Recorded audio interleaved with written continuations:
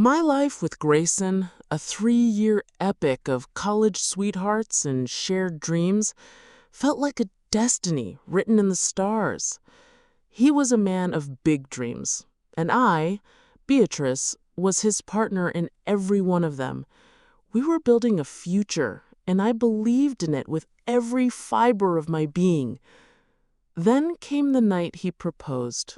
The surprise party was a scene from a fairy tale. String lights, soft music, all our friends cheery. When he got down on one knee, my heart soared. I said yes, and the ring on my finger was a promise of a happily ever after. But the magic was too bright, too loud. I needed a moment to myself, a breath of quiet air in the courtyard. That's when the fairy lights illuminated a scene that shattered my world.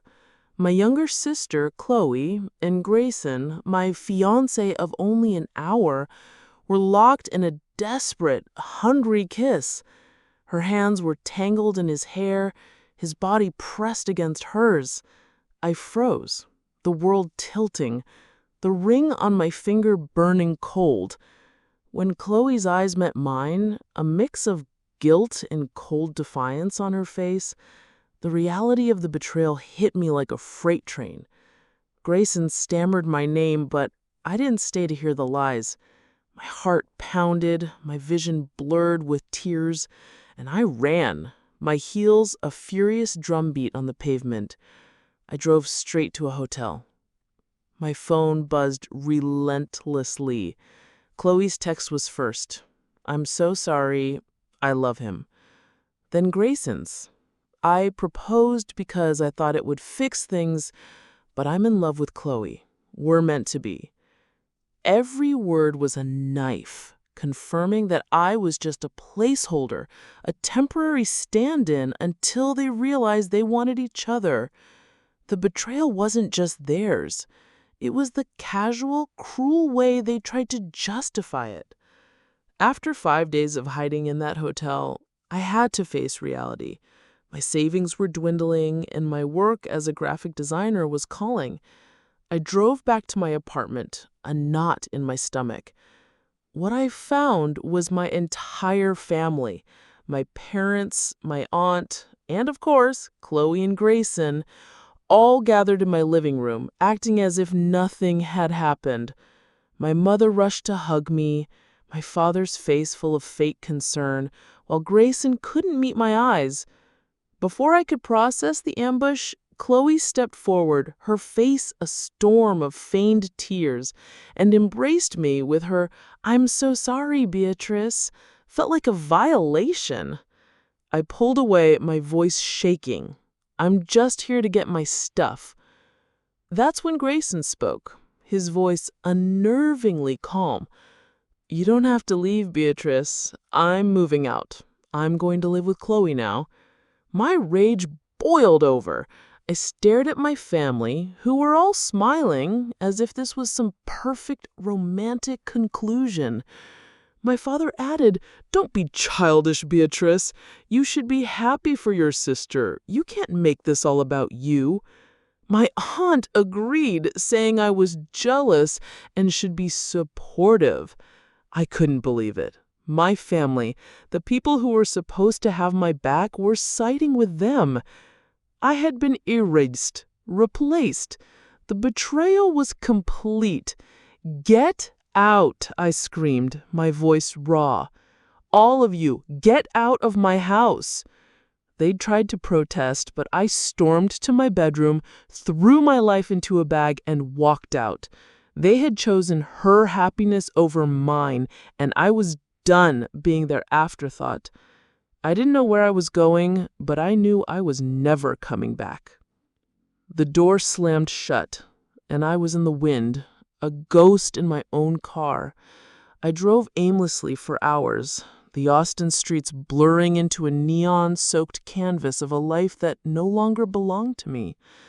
The rage had cooled into a hard, cold knot in my stomach. The humiliation felt like a brand. I couldn't go back, but I had nowhere to go. My savings, intended for a down payment on a place of my own, were my only tether to sanity.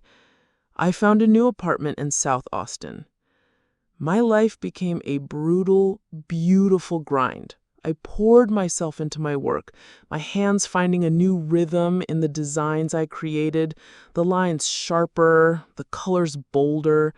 The creative fire that had dwindled over the past few years now roared to life.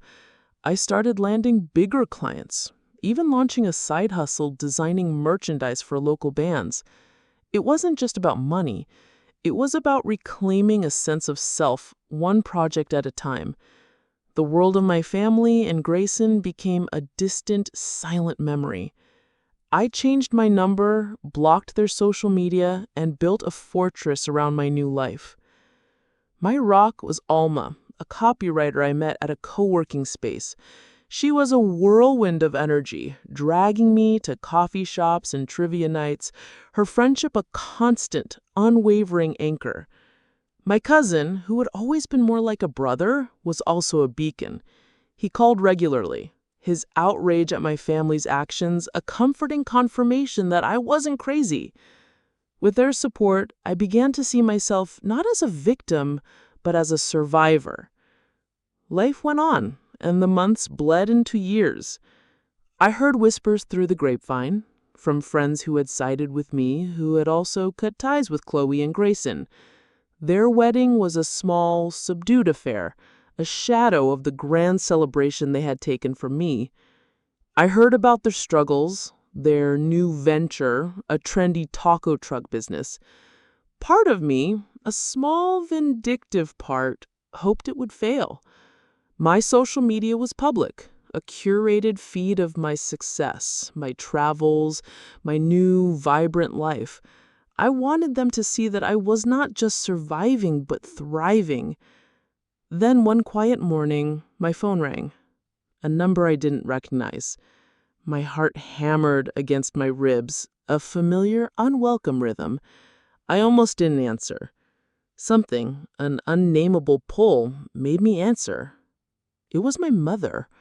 Her voice was thin, shaky, teetering on the edge of a breakdown. "Beatrice, please don't hang up," she pleaded. My coffee grew cold on the table as she told me everything. They had borrowed heavily, and now they were drowning in debt, nearly $100,000.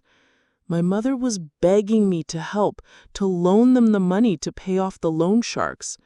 I sat there, stunned. I had worked tirelessly to build my life. My savings, my career, my home, they were the fruit of my own resilience. I could afford to help, but the thought made my stomach churn with a visceral revulsion. "Why isn't Chloe calling me herself?" I asked, the words a cold shield. My mother's voice cracked as she admitted they were too proud, too ashamed to ask. They didn't even know she was calling me. She called me selfish. She said Chloe could be in serious danger. "Your family, Beatrice. You can't turn your back on her." But I could. I had spent years clawing my way out of the wreckage they created. I owed them nothing. I told her no. She started to cry, and for a fleeting second, guilt gnawed at me. I pushed it down hard. I hung up the phone, my hands shaking. I was justified, but the weight of the choice was heavy. 2 weeks later, the phone rang again. This time it was my neighbor, Mrs. Alvarez. Her voice was laced with panic. "Beatrice, there's a couple outside your apartment yelling for you to come out. They don't look right." My blood ran cold. I asked her to describe them, but I already knew. It was Chloe and Grayson. The calm, calculating silence of their betrayal had given way to a feral desperation. My pulse raced. I pulled up to my apartment and saw them, Chloe and Grayson, a storm of desperation in my front yard. Chloe was banging on my door, Grayson pacing like a caged animal. When I confronted them, Grayson lunged, knocking my phone from my hand. We just want to talk, Chloe said, her voice laced with a dangerous calm. They demanded I sign a document promising to help them with their massive debt, claiming it was my duty as family. I laughed, a bitter sound. You think you can show up here after everything and demand anything from me? Chloe shoved me hard, yelling, "You owe us, Beatrice. We're family." I didn't fight back.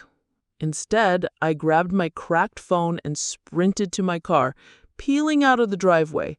From a safe distance, I called the police. I watched, my hands trembling, as they cuffed Chloe and Grayson for attempted breaking and entering. A week later, my parents showed up to my door. They looked defeated, and my mom started to cry.